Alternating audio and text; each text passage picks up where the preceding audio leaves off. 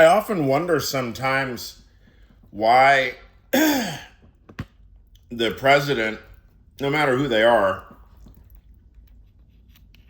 if there's something happening.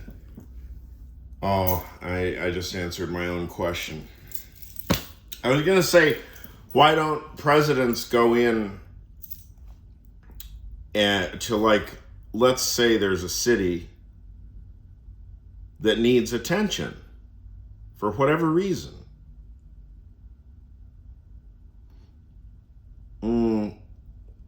Especially cities maybe like Akron or Louisville or Cincinnati.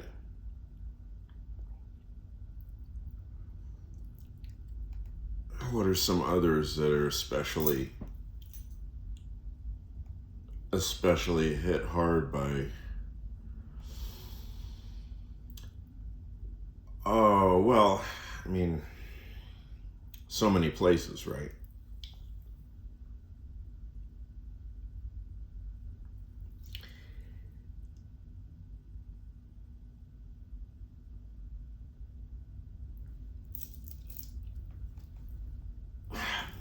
I would find it intuitive that a president might spend, say, 1 month just living in Akron, getting a feel for Akron.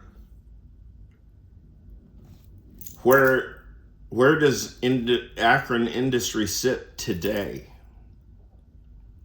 Because one of the big questions, I think, and it's very underappreciated,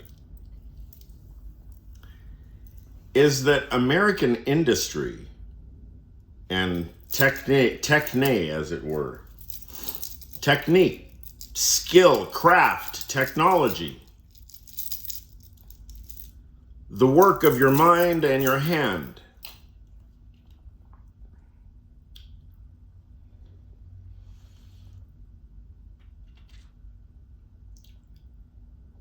American cities that have been disrespected are not going to welcome carpetbaggers, whether your name is Walmart or Costco or fucking Jeff Bezos.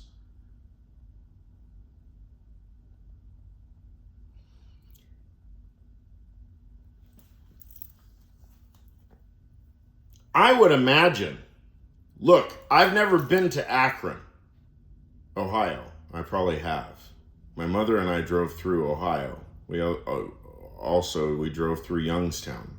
This was when I was a teenager. I haven't spent much time in Ohio, put it that way. But I am a disciple of Devo. You know, a significant part of my mental formation is literally from Devo. And Akron has a baseball team called the Ducks.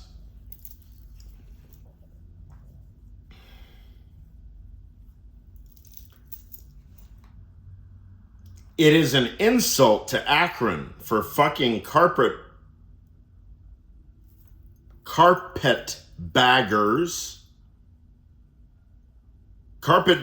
of industry, right? Coming in to do what? Rape the local economy. It's undignified and disrespectful. Because the cat's out of the bag, for real, so to speak. Wall Street has fucked the American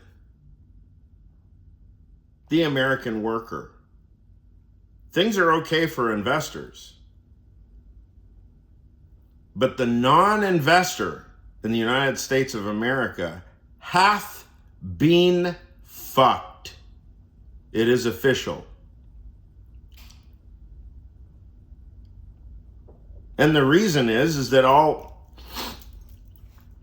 whatever American industry was worth investing in apparently could be radically concentrated and exported too. So if you want to talk about woke cosmopolitanism, talk to Wall Street. Forget about academia. Academia is not the problem.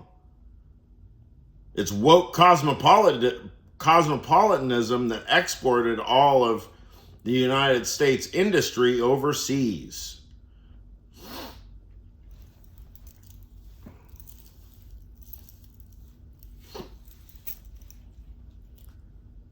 So, and you know, get this. Now, I don't know the story of Louisville Slugger, but I went there. And I don't think that bat company exists anymore. I don't know if it's a local story or how related that is to the economy.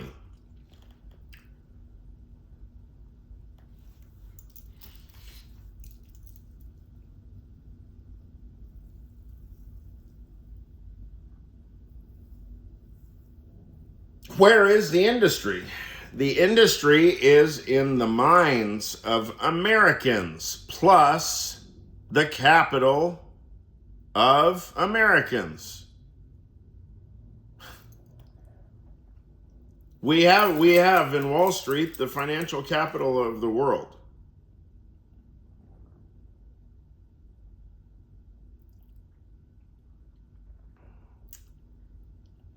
It's just that investment judgment needs to be local in these kinds of quite extreme situations. Investment judgment needs to be local. It can't merely be managed locally. The investment principles and decision makers need to be from Akron.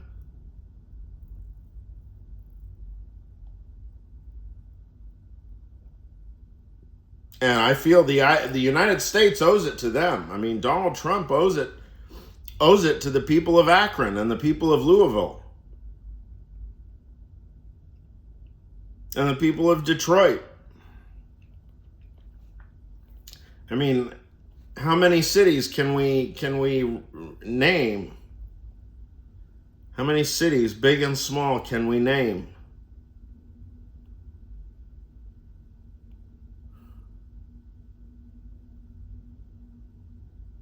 That Wall Street is decimated. Wall Street decimated this our entire country, and they don't cover it on the evening news.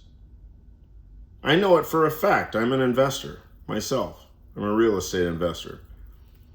I'm a small fry. You know, I make enough to pay my rent and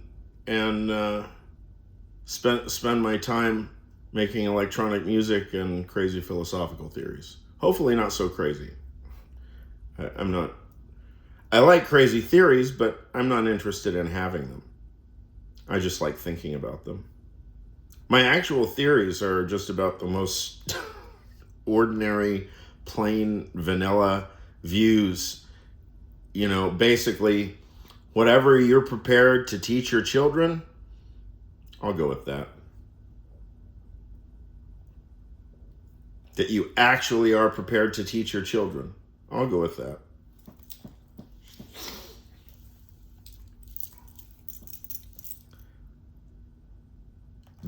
When I said earlier that it just occurred to me what the counter argument is before I even said what I was suggesting is that, you know, probably local areas like that would not appreciate, you know, the arm of the federal government coming in and directing things. But I think that with the proper attitude and a gesture of good faith, if the president went, say, instead of going and golfing, why doesn't he just move to Akron for a month?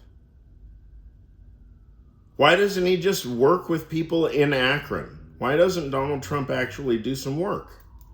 Because whoever is, we as Americans now, we recognize that to pick up the pieces one way or another from all this mess that he created, this is a generational type scale of trajectory.